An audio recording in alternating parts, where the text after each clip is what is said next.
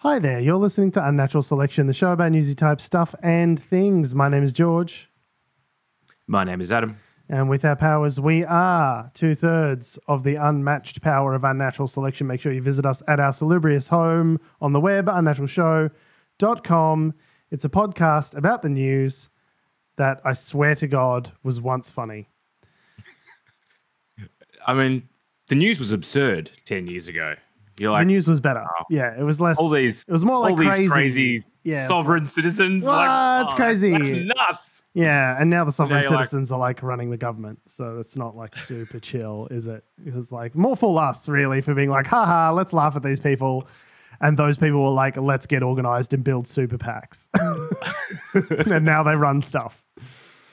And speaking of, I guess, super PAC, it's not really a super PAC, but super organizations, perhaps. Well, it definitely read like a political rally. So we talked last week about the assassination of Charlie Kirk, who's obviously a very notable figure on the right, with his organization Turning Point USA in the United States, which is a organization that helps to register young conservatives for voting purposes, and also it's got sort of media empire. He would sort of do live streams multiple hours a day. Anyway, we talked about last week the fact that he was assassinated. They've got the suspect in custody and he's awaiting charges as far as I know. So there was a memorial in Phoenix, Arizona the week after he died. It 200,000 people registered to go. Yeah, it was a lot. Certainly huge. Tens of thousands of people. I saw the stadium. It was huge, sort of filled up for what seemed less like a memorial service and more like a political rally, as far as I can tell. Yeah. Like, having seen some clips from it, it was pretty bizarre. America, rah, rah. Yeah, very sort of rah, rah. America Christianity, fuck yeah, sort of vibes.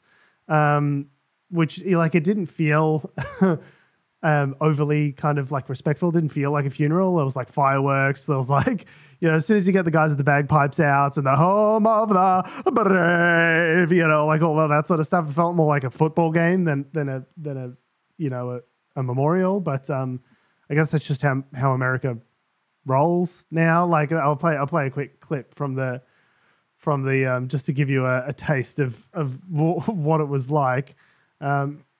Just a couple of quick snippets. Got the bagpipes doing Amazing Grace. That's Turning a Point classic. Action. Yeah, and Turning Point logo in the USA background. logo. Yeah, the crawler going. You see the massive crowd, huge stadium filled up. Him to the highest place. And no home apart. They went up the octave. Brave. Good singer. Bit flat at the end there. Bit pitchy for my liking. And then the fireworks go off. Yeah, it's a bit bizarre. And obviously people attending, lots of notable people there. The president, Elon Musk, the whole conservative apparatus. Yeah. The word martyr was used quite a lot. Yeah, multiple times. Yeah, I guess one of the notable speeches was Charlie Kirk's wife, Erika Kirk, or his widow, I suppose now. She had quite an emotional speech where she talked about, forgiving the man who murdered her husband. I don't know how much of that is sort of, performative, but it was you could tell she was very emotionally affected by the speech, right? And I think that, clearly Christian values, as stated, would suggest, the whole thing with Jesus was, turn the other cheek. You forgive your enemies. Even if that's maybe not what she really truly feels in her heart. I don't know how you could forgive someone who just murdered your husband. But I think it's important to go out and say that to people, that like, hey, if we purport to be a Christian country and our Christian values say forgive, but you saying that you forgive this person in public is like a worthy thing to help like cool down the temperature of the situation, right? Which is a very heated checkbox. Febrile political moment. And Donald Trump immediately came out and delivered his speech in which he undermined Erika Kirk's statement, saying, quote, about Charlie, that he, quote, did not hate his opponents, but that's where I disagree with Charlie. I hate my opponents, he said. He also hoped that Charlie's killer would receive the full and ultimate punishment for this horrific crime. So, like, you got the wife out there saying, I forgive this guy. Like, this is a moment of unity. Let's come together.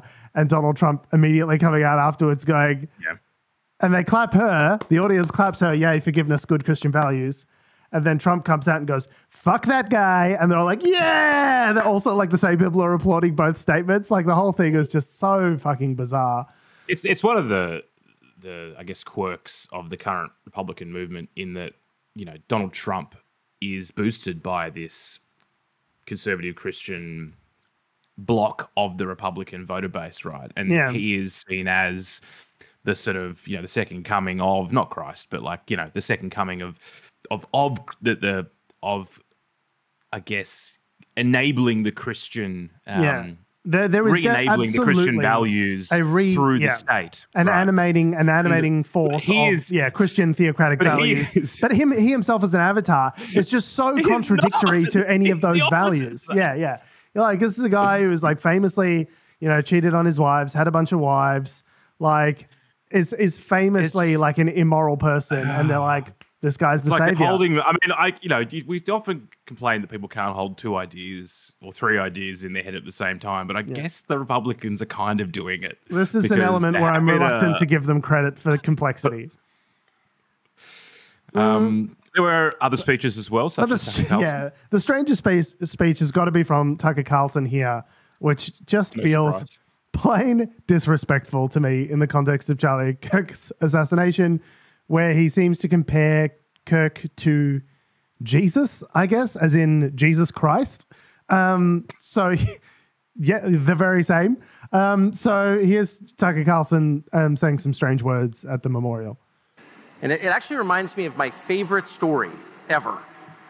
So it's about 2,000 years ago in Jerusalem, and Jesus shows up and he starts talking about the people in power, and he starts doing the worst thing that you can do, which is telling the truth about people, and they hate it, and they just go bonkers. They hate it, and they become obsessed with making him stop. This guy's got to stop talking. We've got to shut this guy up. And I can just sort of picture the scene in a lamplit room with a bunch of guys sitting around eating hummus, thinking about what do we do about this guy telling the truth about us? We must make him stop talking. And there's always one guy with the bright idea, and I can just hear him say, I've got an idea, why don't we just kill him? That'll shut him up. That'll fix the problem. The laugh is so unhinged. It's so strange. Eating hummus? What is that meant to be like a sort of a Jewish reference? A Jewish, yeah. It's like a sort of a side, a stray. Yeah, stray bullet, for the stray attack to the Jews there. That's so weird. It doesn't work that way.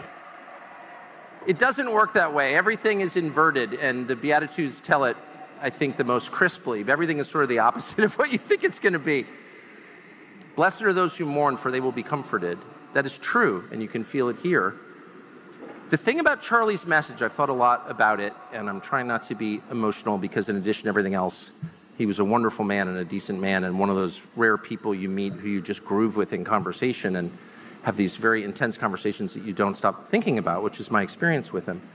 But the main thing about Charlie and his message, he was bringing the gospel to the country.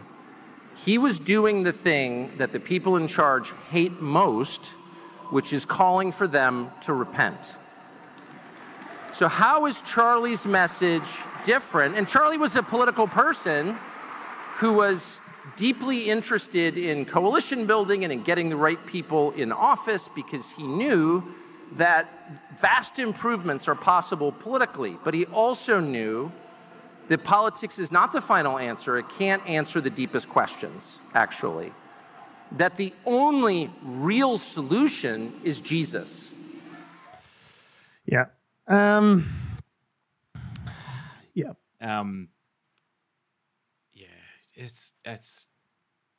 Tucker's an interesting dude, man.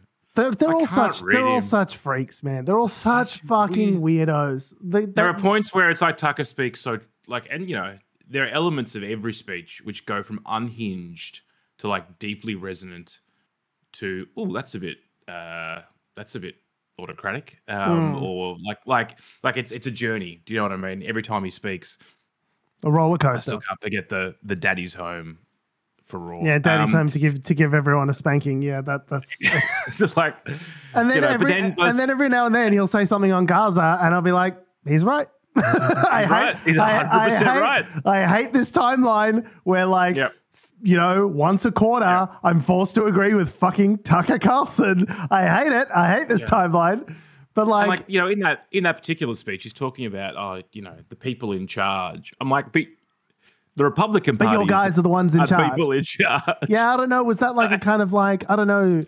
Clearly there's some sort of like anti-Semitic sort of like conspiracy brain thing going on with him, where he's like, is he insinuating that the Jews are in charge or something like that? Like the comment about the hummus and the things like that about like. Well, that's an old school Christian beef, right? So the reason why Christians historically have persecuted Jews is because they killed Jesus. Well, right? that's the justification. Yeah. But yeah, I mean, truthfully, in this day and age, why you would, given Al Qaeda is basically, Al Qaeda is basically propping up in many ways the Israeli regime to some extent through the levers of American power. It's a weird. I mean, Tucker Carlson's he's off on doing his own thing now. He's not aligned with Fox. He's within the Christian movement. He's got his own podcast. He can say whatever he wants. So he's not necessarily aligned along a particular political box anymore. He's felt much more free in recent years to sort of critique Israel and all that sort of stuff, but which in the context of Gaza is like probably justified. But like, I don't know if the reason I'm critiquing Israel is the same reason as the reason that Tucker Carlson's critiquing Israel. Like, you've got to wonder whenever he says something. It feels like it's coming from a slightly different place.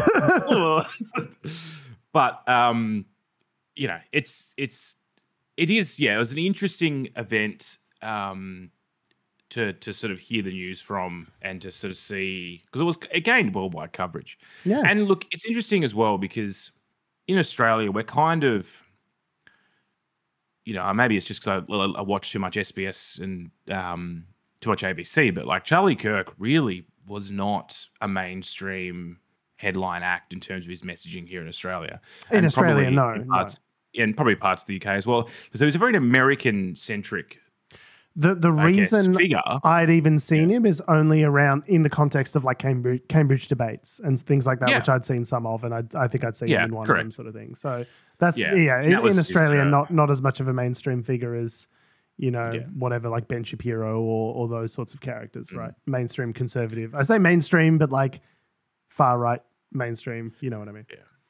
But it does feel like all state funerals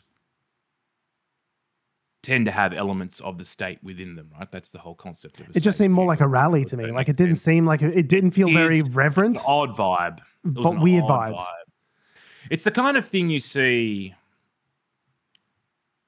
I mean, when people talk about a political death, overseas in various parts of the Middle East or historically in other certain contexts that are slightly different from our own that we are trending towards.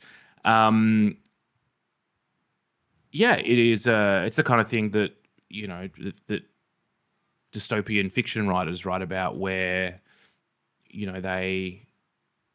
someone's death is used for a larger purpose than the tail wagging. The thing is, like, the question is, and they had like the weird AI thing of I forgot about that. Yeah, they had like a weird this is what I think Charlie Kirk would say from beyond the grave, and they had like an AI message and an AI like voice of Charlie's voice, sort of saying, talking about, I'm all good. I'm all good. I'm in heaven, sort of thing. It's so fucking weird. The whole thing was fucking weird. That was odd.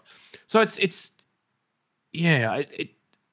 obviously been used to a certain extent as a political device. The question is, like, who is using it as the political? Is it the turning point themselves that are? No, it seems much more to me. It seems much more driven by the administration. Like, you hear JD Vance out on podcast this week talking about how they're going to be investigating the Soros Foundation. They're going to be investigating all these sort of liberal leaning groups that donate money to liberal causes, and we're going to shut them down. We're going to take away their charity status and all this sort of stuff. So Erika Kirk, has talked about sort of replacing Charlie as the head of the organization. I understand that that's happened.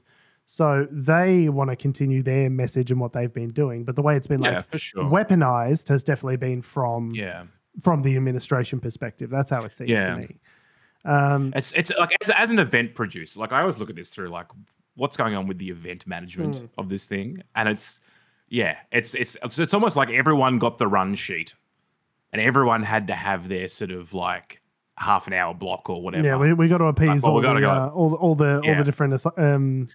the different factions. So the tonality of it is sort of varied. Mixed. Because it was like everyone had to have their 2 cents to come to this sort of come to, this. I mean, look, there are notes in this ABC article around how within the Republican Party there are factions, right? And that this was for those factions, a unifying event. You see Donald Trump sitting with Elon Musk, for instance, right? After they had their falling out 3 months ago. And look, that was 3 months ago, by the way. Oh my God. Feels like 2 years. I'm aging. This podcast is aging me. It's like Obama. After 8 years, I'm just going to look old and wretched after this. Yeah. And this, even this memorial, I mean, this happened, like Sunday, Monday? It was like a week ago. It was like 2 months ago or something. Old news. Anyway, my brain is just fried from the stuff. And we have a stream of shit just to keep throwing at you to make you realize why our brains are fried. Clip heavy this show. Yeah. So we've got some remarks from Prime Minister Anthony Albanese from the UN this week. So we've got a UN chunk now. So strap in. Anthony Albanese delivering remarks on the recognition of Palestine in what can only be described as a fairly boring speech. In 1947, Australia was proud to be the first member of the United Nations to vote for the plan that made the modern state of Israel possible. But that plan always encompassed 2 states, a state of Israel and a state of Palestine, living side by side within internationally recognised borders, recognising each other's right to live in peace and security. 8 decades ago, those hopes were consumed by conflict, and that has been the grim pattern over the years. Opportunities not taken, compromises rejected, good faith betrayed, a cycle of violence that has crushed generations. We saw that in the horrific events of October 7, 2023. Hamas terrorists descending on a festival promoting friends, love and infinite freedom to perpetrate atrocities. One Australian, Galit Carbone, was among those killed. Australia embraces all who carry the weight of grief. We repeat our call for the hostages to be returned immediately and with dignity. And we stand with Jewish people everywhere who feel the cold shadow of history's darkest chapter in any act of anti-Semitism. Throughout this conflict, Australia has supported calls for a ceasefire because every innocent life matters. Every Israeli life, every Palestinian life. Right now, Gaza is in the grip of a humanitarian catastrophe, and the Israeli government must accept its share of responsibility. Tens of thousands of civilians have been killed. Desperate people, including children, denied vital aid. Aid workers killed, including Australian Zomi Frankham. Journalists killed trying to bring the truth to light. This comes alongside the continued illegal expansion of settlements on the West Bank and an increase in settler violence. Threats to annex parts of Palestine and permanently displace the Palestinian people. Such conduct risks putting a two-state solution beyond reach. That is where the current road leads. We must choose a different path. We must break this cycle of violence and build something better. Yesterday, Australia recognised the state of Palestine. Yeah, so that's the thrust of it. I don't know that I love that any statement about Palestine and recognising Palestine suffering needs to be like immediately prefaced by October 7th and, invoking the Holocaust. And, like, I understand what he's doing there. He's trying to sort of... He has to do that, yeah. I understand, they're not wanting to isolate the Jewish community in Australia, and I appreciate that. It is just funny that it's like any time that we say anything positive, about, anything supportive, I should say, of the Palestinian cause and the suffering that they are going through, it needs to, like, in parentheses around, like... in relation to the Jewish suffering on October 7th. It's like both of those things are bad. We don't need to like preface every statement about Gaza with October 7th. You know what I mean? Like it just feels a little bit, yeah. But look, it's positive. I think it's a good thing that the Australian government is recognizing Palestine. I think that does, put additional pressure when countries like Australia and France and the UK band together, powerful, wealthy countries, and say, hey, Israel, if you keep doing this, we are going to,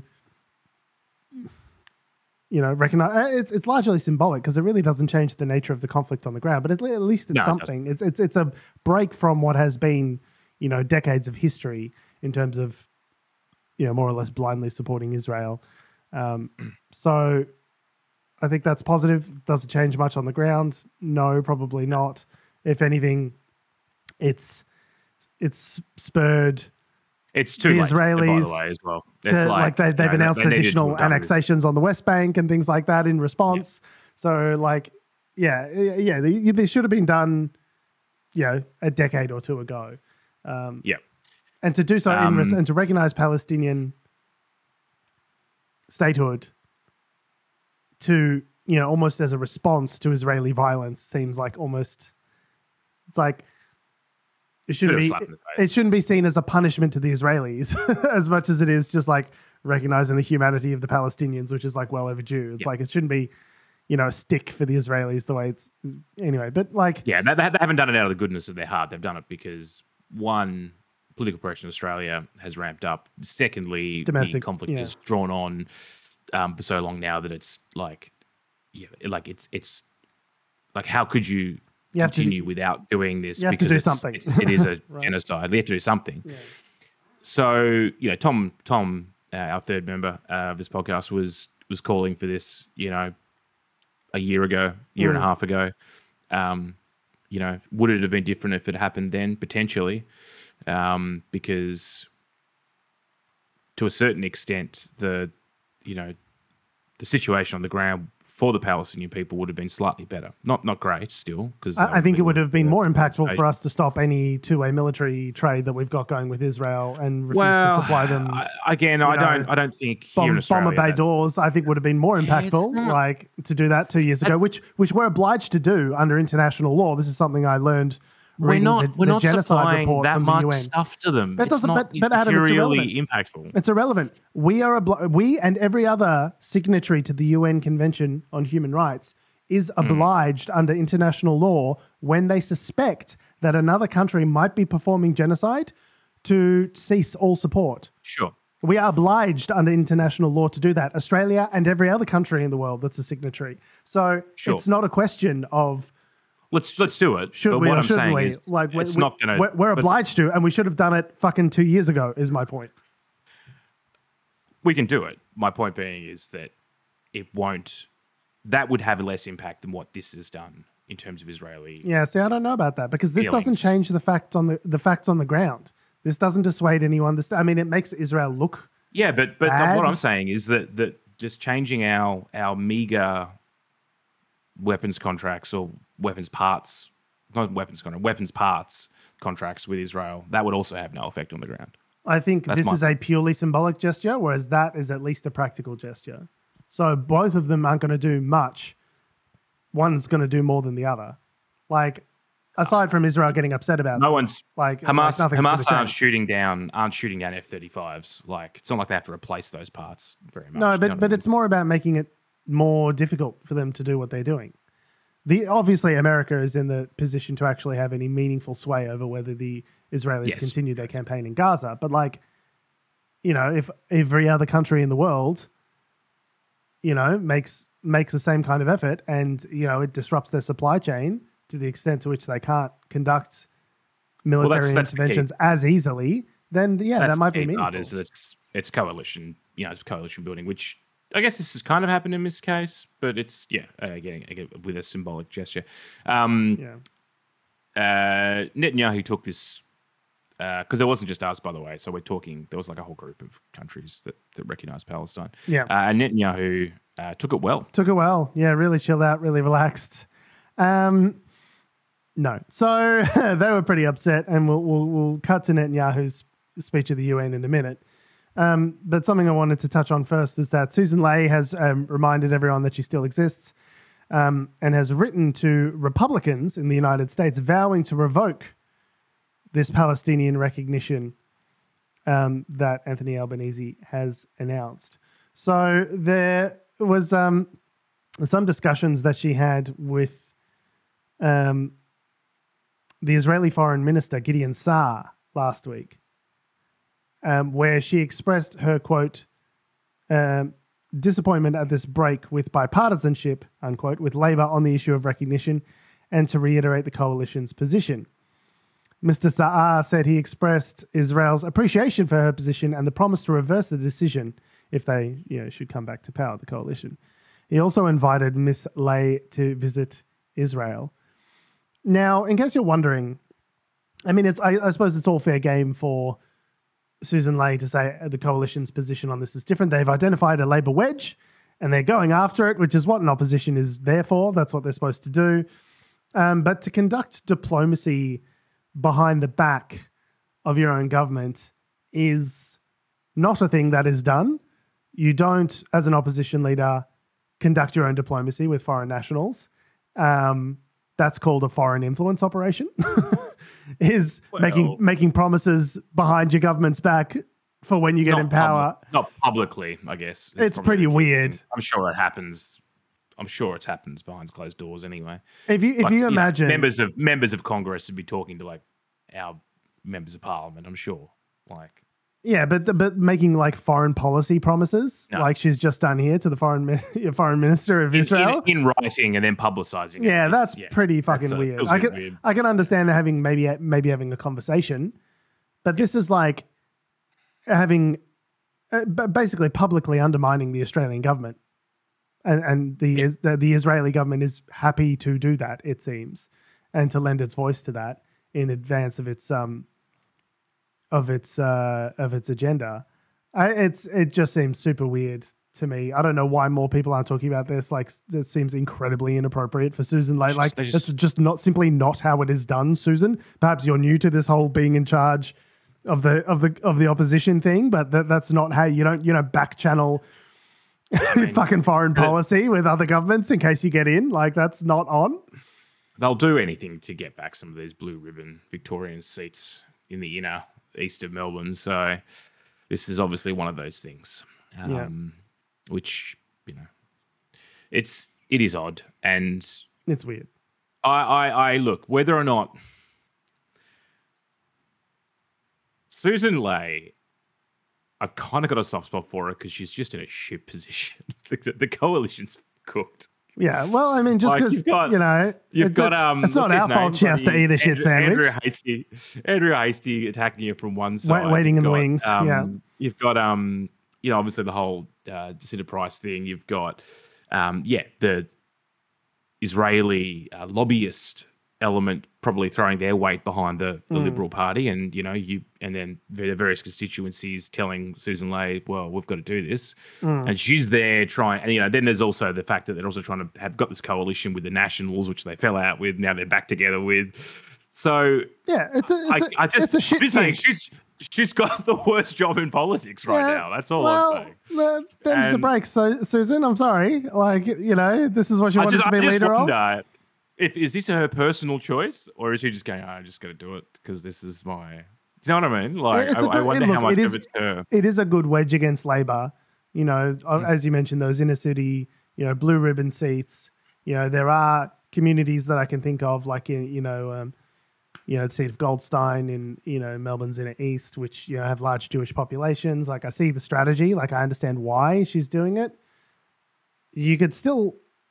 My problem isn't that with the wedge against Labour. It's a good wedge. It makes sense for an opposition to do that. It's the back channeling with foreign diplomats. That's very odd. That is the part that seems inappropriate to me. It's like you can attack the government on whatever. Like if you think this Palestinian recognition is a bad idea, that's fine. Go to the press, say your piece about it, make your voice heard. But to be like going and like potentially promising things to other governments behind the back of the, like, I'm sorry, opposition figures should not be conducting policy, in lieu of a standing government. Like it's just not appropriate. Yeah, it's not a great look. Yeah, I don't know. I mean, but like if it was China, think about it this way. If it was like the Chinese government back channeling with our opposition here saying, if you guys, switch governments next time round, we'll do X, Y, Z. That's what undid Sam Dastiari like back in the day, literally. Right? Like, he was an opposition, a Labor opposition back, or was it opposition or government actually? Or maybe I'm wrong. There was some back channeling with Chinese, elements, and then there was some Chinese businessman that like paid for some of his legal fees through like cutout or something, sort of thing. Yeah. So like, yeah, exactly right. Like we would say in that instance where a Chinese government figure was chatting to our opposition, devising policy on the side for when you guys next get in, we would say that's a foreign influence operation. That's what it is. It's not appropriate. The government, you can only have one government at a time. The government is the one who conducts policy and creates foreign policy for Australia. You can't be having little side bets. Like, that's not how it works. I'm sure it's not a pot. I'm sure people it's not do, a pot but in you shouldn't poker be doing it. where you've got the regular pot and then you've got the side pot as well when someone goes all in. That's crazy. Yeah. I mean, I'm sure, there are conversations that would happen normally around this kind of thing. It's not an unheard of thing, but yeah, the weird part is that they've publicly obviously come out against it in Australia with various media conferences, and then they've also written these letters and then said to everyone, "We've sent these letters." Yeah, and then gotten the Republicans involved as well, like tattling on their own fucking government. It's so weird. Anyway, so speaking of weird, we've got we're still at the UN. We've got Benjamin Netanyahu saying a bunch of words at the UN. So there's a couple of different, we're probably going to jump around a little bit. So there's a couple of points that we 42-minute speech. Yeah, 42-minute speech. So there's a couple of points that we want to hit. So there was the first, this one over here where he talks about Hezbollah, which I thought was pretty fucking weird. So we're going to hit that first. Should we talk about the fact that people walked out before he even started? Oh, yeah. So the first thing, well, let's skip right back to the start. So, I mean, we'll show it on the video, but people listening might not. This is what happens. He gets announced and about 100 delegates from 50 countries start walking out. So this is what it looks like.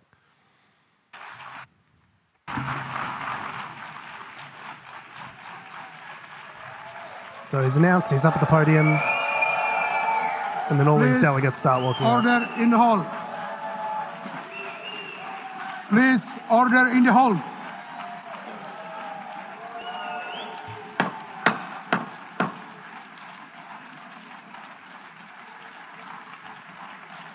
Please, order in the hall. Look at the Italians standing up applauding. Bravo. Please, order in the hall. Bravo. Are they applauding Netanyahu or are they applauding? No, they're applauding the people walking out. No, wait. That's not the Italians. That's the Israelis. I read that on No, the news. Italians are the ones standing up here. I read on SBS that the Israelis were the ones giving Benjamin Netanyahu a standing ovation. Oh, but they maybe were. There's been That's some separate time to this. Yeah, okay. Yeah, so if you look at the hall, you can see it is a mostly empty hall. There was a substantial number of delegates and, they've all since left. So any applause that you hear during Netanyahu's speech is literally like the Israeli contingent, just like, woo, just like going nuts, trying to like, support their friend at a bringer show sort of thing. The hall it's like an 1,800 seat hall. It's mostly empty, especially with all those people walking out. Anyway, and Netanyahu goes on to say a bunch of cooked shit during this speech, which, I mean, we don't have time to fact check it all, but there was this one which immediately struck me as super weird, talking about Hezbollah and the operation they conducted there. You remember those beepers, the pagers? We paged Hezbollah. And believe me, they got the message. And thousands of terrorists. Yeah. Israel clapping real loud at that. I don't know why, like, you're celebrating the fact that a bunch of people were like maimed and killed by, like, obviously it was like an impressive intelligence, but like we bibbed them, they got the message. It's just like, what? We were joking about murdering people. That's so fucking weird and callous. The whole, it's very on the nose. Yeah. It's not good guy chat. You know, like the good guy in the movie. They never say like, "No, Mr. Bond, I expect you to die." You know, like that's not the chat that the good guy says typically. Like, unless you're Arnold Schwarzenegger, which is like, he's chill got out. some singers. But again, my friend is tired. Mr. Freeze was the bad guy in that movie. I have to clarify. Okay, so we'll go to 828 where he talks about finishing the job in Gaza, which is just chilling. The city. They vow to repeat the atrocities of October 7th again and again and again, no matter how diminished their forces. That is why Israel must finish the job. That is why we want to do so as fast as possible. Yeah, finish the job that's chilling. That's what are you talking about, Benjamin? What are you referring to when you say finish the job? Because what does that mean? Oftentimes we've talked about what a day after in Gaza looks like, and there's been no sort of indication of what that might be from the Israelis or from anyone else. It just seems like some indication from some members of the cabinet, which sounds like it's going to be a real estate fucking. Oh, well, the Riviera of the Middle business. East sort of thing. Yeah, the sort of, you know, describing an ethnic cleansing and then saying we're going to put hotels up in there, the whole Trump Gaza thing. No, like this is well, I mean, that's where it first started, but like there's clips last week before of one of the Israeli cabinet ministers. I don't know which one he was, but literally talking about in fact, we've bombed everything. Actually, it's made it really easily for the demolition phase of the development we're going to do in there. Hell. Like it's actually like this has been a really efficient way of doing it. Aside from all the, murder. So this is a weird little part here where he talks about, let my people go, sort of invoking like Moses, I guess. So here it is. My words are now also being carried. They're streamed live through the cell phones of Gazans. There's no evidence that was the case. I don't know why he said this. Well, there was some pictures they put out of. There were some pictures they put out of some trucks. Basically, they put Gaza on loudspeaker and delivered the speech live. The trucks were just like in a paddock somewhere. Yeah, it's like they're downtown Gaza City or anything. It's like they've just put some speakers in a field. I don't know why I felt the need to lie about that. I mean, it's probably the least objectionable part of his personality is the lying. But yeah, anyway. And to the jailers of our hostages, I now say, lay down your arms. Let my people go. Free the hostages. All of them. The whole 48. Free the hostages now. And he's also that pin that he's wearing there with the QR code on it leads to footage of the October 7th attacks. I guess there's some sort of justification for the tens of thousands of people that they've killed in Gaza and the global sort of famine that they've instituted there. I guess. I don't know, man. It's and prop work. So minute 15 he pulls out a card and does a little pop quiz with everyone here. Let's do something else, the first at the UN. Let's do a pop quiz. And raise your hand if you know the answer. Here's the first question. Who shouts death to America? Is it A, Iran, B, Hamas, C, Hezbollah, D, the Houthis, or E, all of the above? All of the above. Correct. All of the above. Second question. Clapping. Who has murdered Americans and Europeans in cold blood? Is it A, Al-Qaeda, B, Hamas, C, Hezbollah, D, Iran, or E, all of the above? Oh, I know this one. Correct. Again. It's just like prop work at the UN is fucking, that's crazy work, dude. Like, I just can't, like, what is happening? First. It is a first for good reason. I don't know, man. It's just like, I mean, and maybe it's the effect of Trump on all of our politics, but it just seems like the dialogue has been so coarsened on everything. Everything's now, a talking point and a rebuttal and a, never apologize, never surrender. This like 5th grade reading level sort of,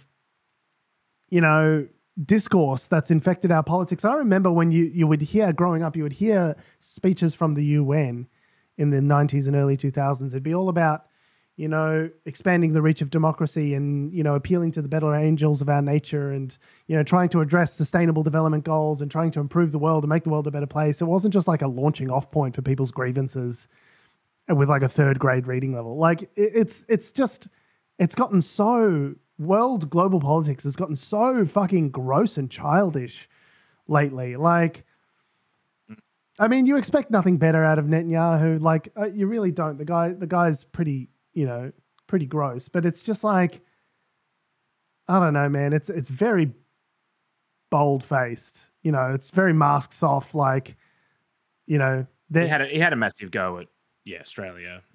Well, all the people that were a part of the recognition of the Palestinian state. He called out directly. I can't remember exact words, but he was not happy about it. Yeah, and they're taking diplomatic actions and sort of, applying pressure through various means and methods to the countries that have,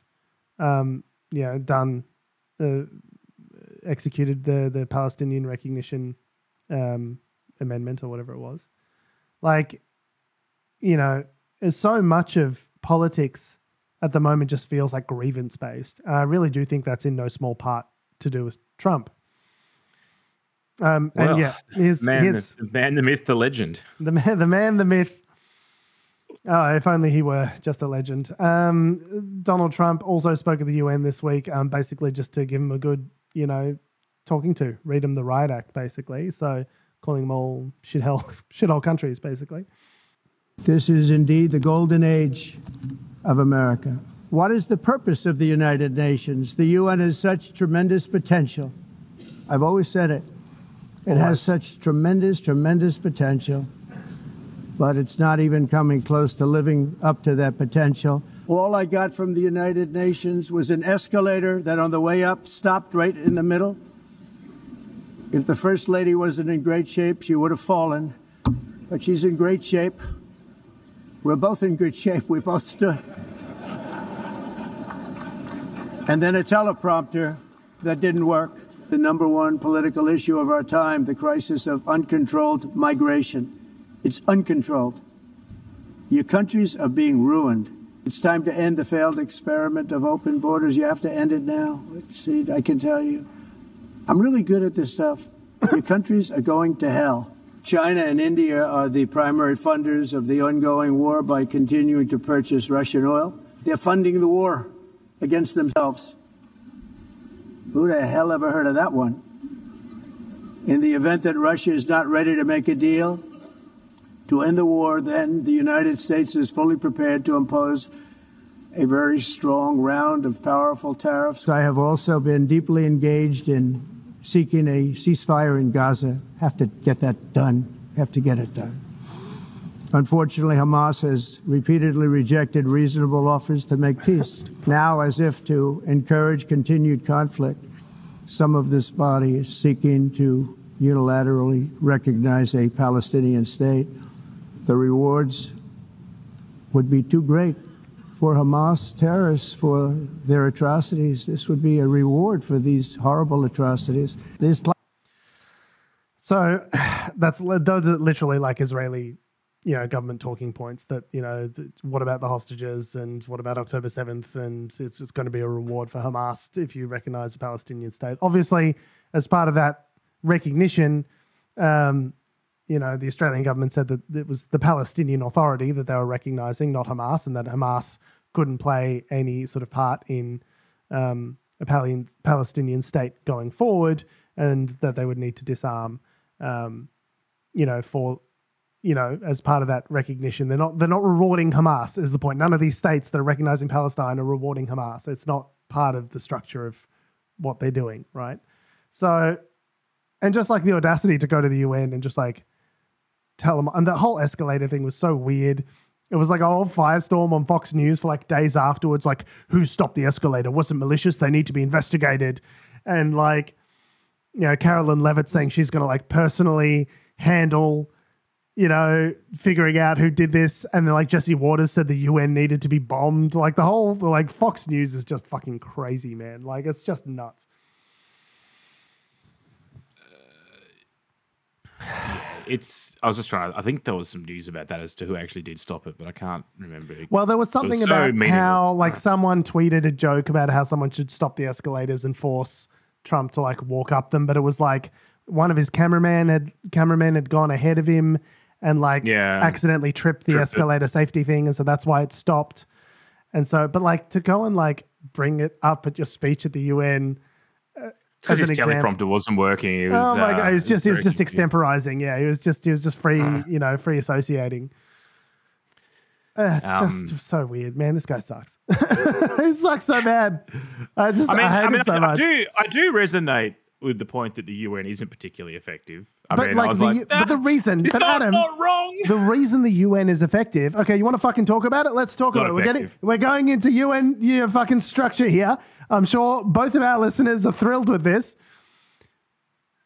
The reason that the UN doesn't function, the way it doesn't have the reason that it doesn't have the kind of political military sway that we might hope a multilateral body like the UN might have to help resolve conflicts, is because they are not allowed to exercise that authority. For example, this week, the UN Security Council had a resolution before it to advocate for a ceasefire in Gaza, and it was vetoed. By who? By the United States. They were the lone hand at the table, sticking their hand up, saying, no, we vetoed this. The structure of the UN, where each of the major powers, Russia, China, the United States, whomever, have a permanent veto, means that by its very nature, the Security Council and other UN commissions simply do not have the authority to go in and like put peacekeeping troops on the ground if at every juncture they're stymied by one of the major powers who's on either side of various conflicts, because they're all proxy conflicts, that if they veto it. Has been unilaterally has been effectively pulling funding and weakening UN. Yeah, they've been weakening it on purpose. The United States was basically the head of the UN, if you want to. Yeah, was driving most of the funding and most of the political power behind the UN building is in New York. New York, and they've been basically shitting in the face of that for the last 6 months since, or whatever it is, 8 months since the Trump regime took power. So so of course the UN is going to be focused on things that it can actually have an effect over, like, you know, the UN sustainability goals and, you know, food and aid and those sorts of things, because then you don't have the kind of obstruction that you get with matters of politics and national security and war and that sort of stuff. That, you know, you don't have that kind of obstruction from the major powers on those issues. So over the last decade or two, that has been more what they've focused on, because that's where they can have an effect. And then they go, oh, the UN's useless, it doesn't do anything. It's like, well, it's because you don't let it do anything, right? Like, yeah. It's China, Russia, and the United States have been kind of ruining the whole. They're all complicit. Both, all of those countries for decades have been weakening the UN with regard to that particular vector of their responsibility. And this is kind of how the League of Nations sort of fell to pieces, you know, in the 1920s and 30s, was that, you know, the competition between the great powers did not go away. Yeah. Like the isolationism and the rebuilding of Germany and the you know, Soviet Union wanting to do its own thing. Like these power plays and these little micro factions within Europe basically meant that they couldn't agree on anything. There was no unilateral agreement on anything because everyone was trying to have their own two cents and no one wanted to compromise. It's a collective action problem. It's the same problem with any multilateral body. I think the difference is that the United States was pretty much since the fall of the Soviet Union in 89, whenever it was, there was a good 2 decades there where the United States was basically the undisputed global hegemon. And so because it could act unilaterally, you know, there was this phase, I guess, where, like with Bosnia, like with, where they could exercise global power and authority with, with moral authority, with intentionality, and be used to see, to be seen to be solving conflicts with force in a way that was justified, either directly or through bodies like the UN and peacekeeping forces and things like that. And then you have the Iraq War, and then they kind of lost all that moral authority in Iraq and Afghanistan, where they just kind of like pissed it away doing pointless desert forever wars for personal reasons. And then sort of since sort of like the mid, sort of early 2000s, 2010s, it's really sort of dropped off in terms of what the UN's been able to actually achieve because of that, right? So, and you've got a rise of a multipolar world now. You've got Russia being a problem again. You've got China being a sort of, potentially, a global competitive sort of capitalistic force that rivals the US. And so now we're sort of returning back to the environment, the late 1800s, early 1900s of a multipolar world. You don't have a single global hegemon anymore. You've got all these different regional power bases, right? And then that brings about the same sort of set of circumstances that, were responsible for the League of Nations falling apart. You can't have multilateralism if everyone gets a say and everyone gets a veto, right? Like it simply doesn't work. There was something else that Donald Trump said, which I think was interesting, which was he's like, I've stopped like 7 wars or something like that. But like, and I love the title of the Pod Save the World podcast, which followed up after that. They're like, has Donald Trump stopped 7 wars? And then in parentheses, no. No, he simply hasn't.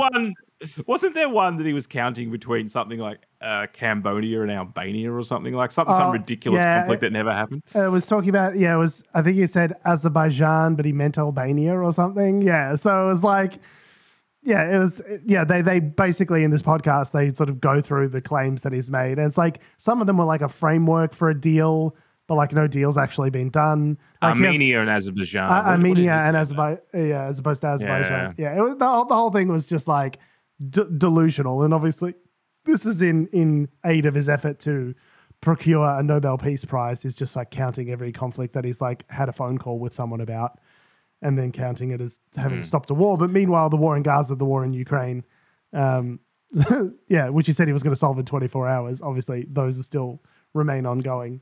Yeah. So, like, there's a couple here that actually, looking at this BBC article, they reckon the Armenia-Azerbaijan one potentially is fair enough, actually, the most recent history. No, but hang on. But just because the US government has some sort of like diplomatic role, like this is just like the bare minimum of what's required of a global hegemon, is to like every episode of The West Wing where they call and they go, there's some fire that we've got to put out in some part of the country, or some other part of, some country's got, going to war with some other country. Like we've got to get the president on the phone. It's like, that's just the job. That's just you doing your job, is putting out fires globally. And he's like, and I deserve a Global Peace Prize. I won my Nobel. I solved 7 wars. It's like, oh, really, Donald? Name them. Name the 7 wars. I dare you. Unscripted, unprompted, name the 7 wars, which you definitely stopped. Fucking hell. Oh, God, he sucks. He's going to give me an aneurysm. This guy. I'm going to die before this guy is, because I'm just like, I've gotten so fucking worked up over the dumb shit. I cannot stop the flood, the fire hose of dumb shit that this prick says that finds, I don't go looking for it. It just finds its way into my brain. And the algorithm knows. And so I'll just open. Well, because you keep looking at it. I open TikTok. That's the problem. I open Instagram. I just want to see funny videos. I want to see funny toddler videos. Okay. That's my algorithm. That's what I want. You can tell the algorithm that you don't want to see any Trump-related content. It finds me. It will find me. That's the problem, is because it raises my blood pressure. The algorithm knows. Okay, it needs to harvest my hate clicks. You got to turn the smartwatch off. There's a correlation between your blood pressure and the and your heart rate. My heart rate's 120. I'm gonna die before this swollen cankles bastard, because he's pissing me off so much. Difference is you still get shocked and outraged by it, whereas I've just sort of. It is uniquely shocking and outraged. We need to be outraged. I know, but I can't. I'm so sick of it. I don't care anymore. When FBI Director James Comey gets indicted publicly as a direct result of Trump calling for his investigation, that is outrage worthy. That's like 1984 shit. Okay, when the government says, investigate my political enemies, and then they do it, that's fucking outrageous. It is pretty outrageous. Yes, and it's funny because it's the acting US Attorney General that's put these indictments in, because the previous US Attorney General didn't like the fact that Trump was going after his political opponents and said, I'm not going to be part of this. Yeah. So who's James Comey, just for everyone's reference? Because it's been a hot minute, really, since he's been in the news. So James Comey, honestly, Trump should love this guy because he is the reason that he won in 2016, more or less. So 8 days before the election, FBI Director James Comey reopens an investigation into Hillary Clinton's emails, the corrupt emails, just in time to really freak everyone out. And then days before the election actually proceeding, concluding that there was nothing else to add about those emails, whilst at the same time neglecting to mention the fact that there was an ongoing investigation into the Trump-Russia affair and whether that whole sort of situation might have, they really didn't get their comms messaging right in that whole situation, did they? If you're investigating both major political, campaigns, surely you would think it'd be worthy mentioning both of those investigations rather than just one. Anyway, so they opened the investigation 8 days before the election and then closed it, with moments to spare. That's probably one of the key factors that led to Hillary Clinton losing in 2016, along with some other things. So if anything, Trump should like James Comey because he helped elevate him to power, but apparently not. So they've charged Comey with 2 felonies from Trump's first term. Related to a lie that he allegedly told Congress in 2020. Now, the anniversary date for the statute of limitations expiring on that crime expires in the next couple of weeks or something like that. So that's why they've moved on this, because, they don't want to miss their chance. Now, as to what the lie was, that hasn't exactly been established. It was to do with a statement that he gave around... So it was obstruction of the congressional proceeding where he testified on September 30. Oh, so it's actually 2 days from now. And making a false statement to Congress during that testimony. 5-year statute of limitations on that. So during the 2020 testimony, Comey doubled down to the Senate that he had not been authorizing leaks to the press when he was FBI director, atop sensitive 2016 investigations. He had previously testified in 2017 that he hadn't authorized leaks. In 2020, Comey said, I can only speak to my testimony. I stand by the testimony you summarized that I gave in May of 2017. So the Justice Department said, and we don't know what part of that was a lie, but they've said that he knew and in fact authorized an unnamed contact to serve as an anonymous source in news reports regarding an FBI investigation. So they're alleging they must have evidence that he instructed some sort of FBI source to leak information about the investigation. But I mean, the man's already president at that stage. It's like, who cares? Like, what are you going to do at this stage? It's not going to take him down. This is, again, just Trump, crossing people off his enemies list that he wants to take out, right? So,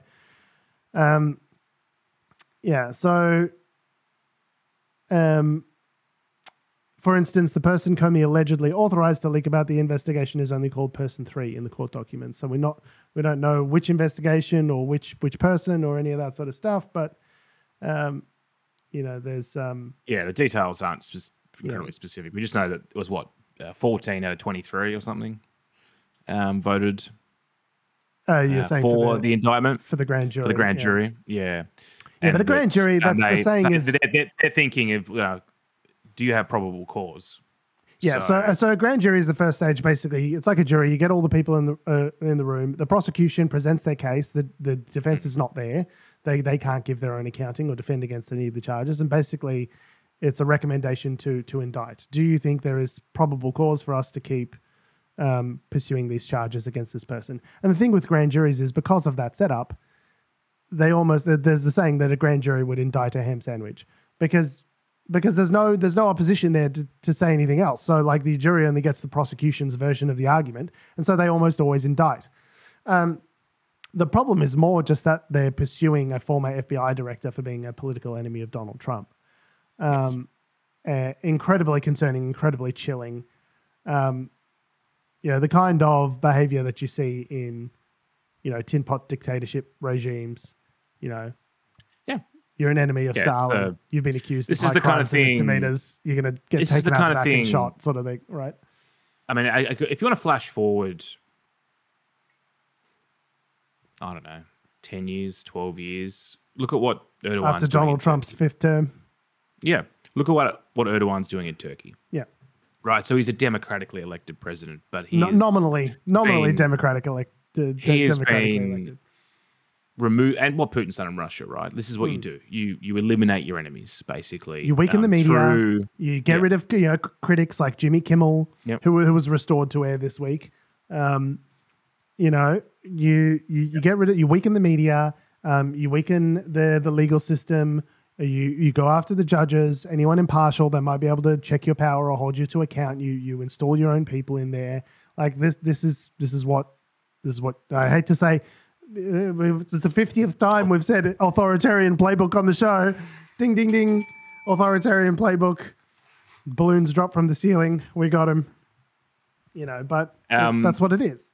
But don't worry, George, because Donald Trump him and his Make America Healthy Again team, they've solved it. They've solved autism.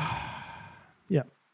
So this is got to be the dumbest piece of news from this week. So, and I got to love the way that I just happened to use the clip from Sky News to talk about this. I love the passive language that they...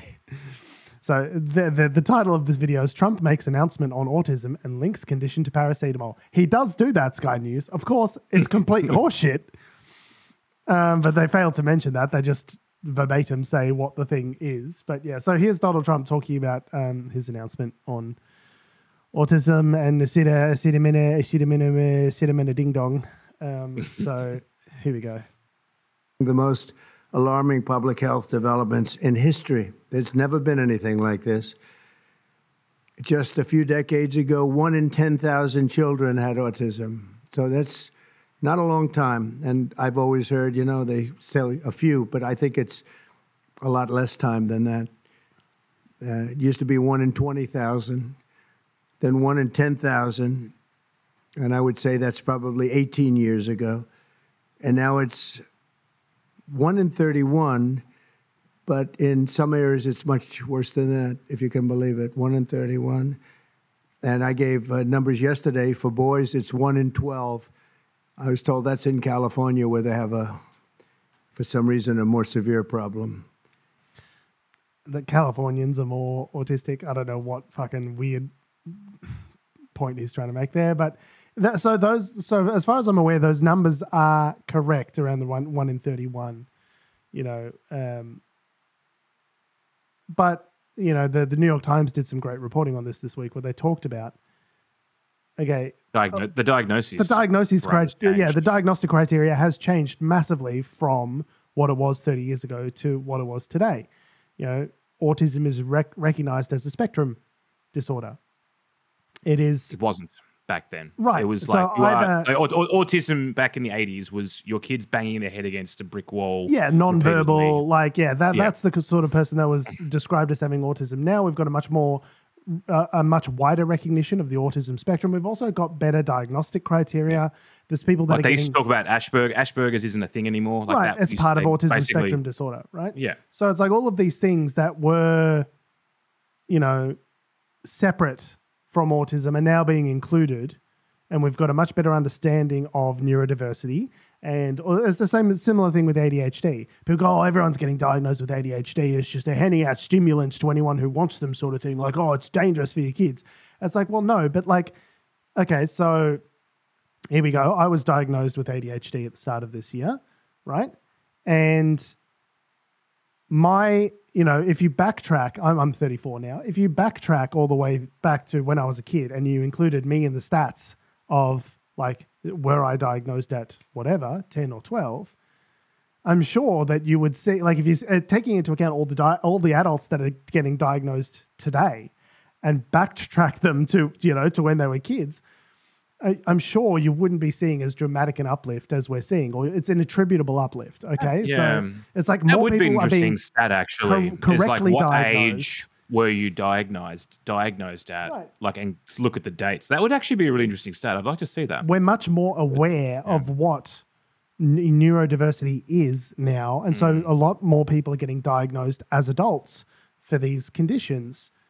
But that doesn't mean that there's been an explosion of people that have as many people have the condition as have ever had it. Because as far as we know, the best knowledge on neurodiversity is that it's largely genetic.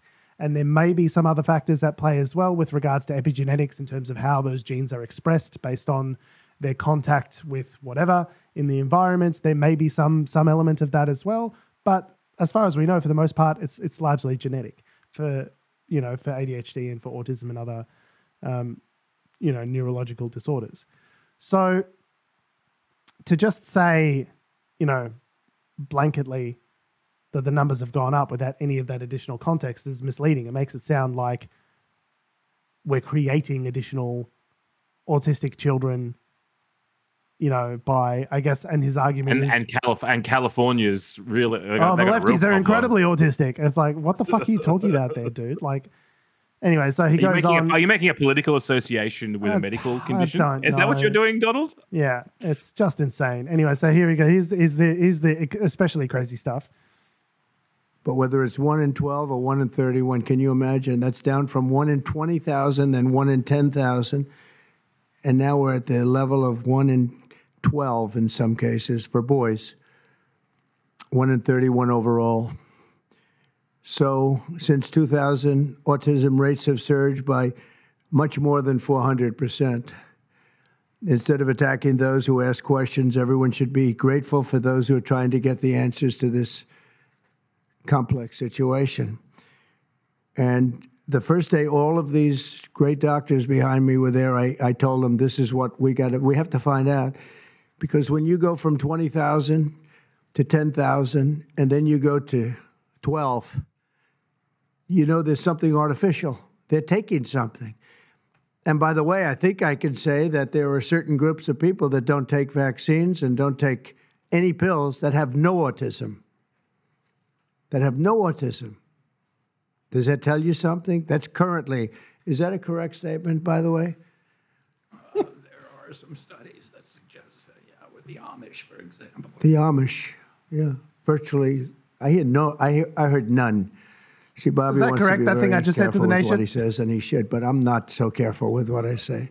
You have certain groups, the Amish as an example. I'm not so careful with what I say. He says, "We know, Donald. We're aware." That's not the case, by the way. That there's, there is still autism in Amish community. Like, you don't even need to Google it to know that it's like obviously fucking horseshit, whatever fucking comes out of his mouth. They have essentially no autism. First, effective immediately, the FDA will be notifying physicians that the use of acetaminophen, let's see how we say that. Well, acetaminophen. Is that okay? Which is basically commonly known as Tylenol. Tylenol. I know Tylenol. I've taken lots of Tylenol. During pregnancy can be associated with a very increased risk of autism. So taking Tylenol is not good. All right, I'll say it. It's not good. For this reason, they are strongly recommending that women limit Tylenol use during pregnancy unless medically necessary. So Tylenol, which is our paracetamol, right, it's the same thing. It's incredibly important to know, as someone who's had a pregnant wife, women who are pregnant are not allowed to have almost any treatment options for for pain, for things that they're experiencing. One of the few things that they can have is paracetamol, right? You can't have ibuprofen, you can't have whatever other stronger painkillers like Panadol or paracetamol is one of the few things a pregnant woman can have to treat illnesses that she's experiencing because it is so notoriously safe. You shouldn't, overdose on it because that could have other side effects. But also, like, conversely, having a fever is incredibly dangerous for a pregnant woman and potentially for the fetus. So you need to treat, like, you can't. Paracetamol is known to bring down. Is known to bring fevers down, and the danger to a baby or to a fetus of a fever would obviously be well in excess of any potential danger that there might be as a result of taking paracetamol. So he's talking about toughing it out, and like, if you absolutely have to take it, then take it, but like only with a doctor's orders, like, but like you got to tough it out sort of thing. I was like, no, that's going to be way more dangerous to women trying to tough out a fever when they're pregnant, way more dangerous to them and their child than just like taking a safe dose of paracetamol. Like no drug is never going to have no consequences, but of the drugs that are out there that have the fewest consequences, paracetamol is pretty high on that list, right? Like, I mean, the Therapeutic Goods Administration in Australia basically looked at it and went, yeah, no, just ignore everything they said. Yeah, no, that's not a thing. So the studies that they're talking about, the study that they're talking about here is problematic in terms of what it looked at. What's correlation? Like, it's a small sample size and there's a correlation. Yeah. And then as soon as you adjust for larger populational factors, that correlation disappears. So it's like, there was another study. That's not the sort of thing, like what that warrants is more study. A few years ago. Not, let's announce to the global public. Don't take Tylenol. And he says, like, don't take Tylenol like 47 times. I imagine Tylenol executives just having a fucking seizure watching this. Just going, my fucking quarterly numbers. Like my graph, my P&L. Oh God, my beautiful graph. Oh God, there's no way I'm getting my bonus this quarter. There was another study that was on a much larger sample size, a couple of years ago that didn't raise any of these issues, which was looking at something similar, right? So, yeah, as you said, perhaps warrants further study. Let's not, throw the baby out with the bathwater. And it was funny because he even flagged this, like, he was at a conference or something the day prior, or some other sort of media event. It was like, I'm going to be making a major announcement about autism tomorrow. Gonna you want to listen to that one? I was like, oh fuck. As soon as I heard that, I was like, here we go. Strap in, everyone. Here we go. Strap in, What's boys. he gonna say? I don't. They're just looking for just political point scoring and wins. And the fact that at the start of this press conference, announcements, announceables. The fact that at the start of this press conference, that he deliberately linked the whole vaccine thing, the autism vaccine thing, again, despite that being completely very misproven at this point. And they've also done new things on vaccines and their sort of delivery schedule, and some vaccines are not mandatory anymore, and they're going to split up measles, mumps, and rubella and all this sort of stuff. We don't need to give Hep B anymore because Hep B is sexually transmitted, and so you don't need to give it to the kids till they're 12. It's like, no, but like, if a mother has Hep B and a baby is delivered vaginally, then a baby might get exposed to Hep B, and so that's why they give it. Rather than testing every single mother to see whether they have Hep B, they just give the Hep B mixed with all the other vaccines that they give as a matter of course, just in case. And then they're also protected against Hep B. It's any sort of bloodborne, transmission, right? So like, you're just endangering people for the sake of, like, it's not even clear to me what the political benefit would be other than just making the Maha crowd happy. It's very odd. I don't know. Anyway, so here's some more of this Trump talk. That's, for instance, in cases of extremely high fever, that you feel you can't tough it out, you can't do it. I guess there's that. So don't take it. Don't take it unless you have to take it, and then take it. Number of cases, I think. But if you can't tough it out, if you can't do it, that's what you're going to have to do. You'll take a Tylenol, but it'll be very sparingly. It can be something that's very dangerous to the woman's health. In other words, a fever that's very, very dangerous, and ideally a doctor's decision, because I think you shouldn't take it. And you shouldn't take it during the entire pregnancy. They may tell you that toward the end of the pregnancy, you shouldn't take it during the entire. And you shouldn't give the child the Tylenol every time he's born and he goes and has a shot. You shouldn't give a Tylenol to that child. All Clear as mud. pregnant women should talk to their doctors for more information about limiting the use of this medication while pregnant. So ideally, you don't take it at all. But if you can't tough it out, or if there's a problem, you're going to end up doing it. Perfect. Perfect. And this is the famous line from this conference, which isn't in this clip, is nothing bad can happen. It can only good happen. What? Huh? What is happening? Am I high? I feel like I get high watching these clips. I'm just like, am I insane? Am I the only person left on this planet with a functioning brain? What is happening? Nothing bad can happen. It can only good happen. Take medical advice from me. The guy says, drink bleach and put sunlight in your chest for COVID. Incredible medical advice. Don't do vaccines. Unless you have to, in which case, go for it.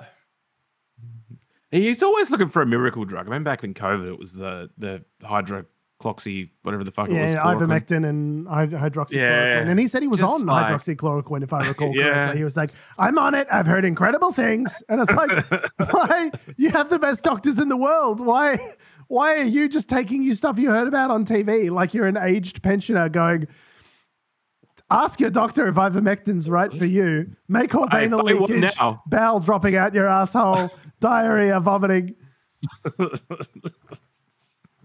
Cankles. I have the most incredible cankles. Okay. We just live in the dumbest possible timeline. Yeah. Yeah, we do. On that note. It's all good. AI will get us eventually. So it's fine. It'll be fine. It'll be fine. On that note, we have been, we are, and we always will be Unnatural Selection. Make sure you visit us at our salubrious home on the web, unnaturalshow.com. Make sure you follow us on all the bullshit social medias that have, do, or ever will exist at our handle at Unnatural Show. That's Facebook, Twitter, YouTube, Instagram, and motherflipping TikTok. Make sure you follow me on Twitter, Instagram, and TikTok at George Tsipos. And you can follow me down to the UN, where I'll be just delegating real hard. You know, I'm going to get a job at the UN. I'm going to be a delegate. I'm going to walk in and out, make some votes on things. Stop some escalators. We got him. Ladies and gentlemen, we got him. We stopped the escalator. It was a sitting duck at him. It was a triple sabotage. It was a terrorist attack against the president because he had to use stairs. Escalator temporarily stairs. Jesus Christ. All right. Thanks for listening, guys. We love your faces. We'll see you next week. And only because I'm in incredible shape and Melania's in incredible shape was she able to walk upstairs. What the fuck? They had a fight on Marine One. Did you see that? No.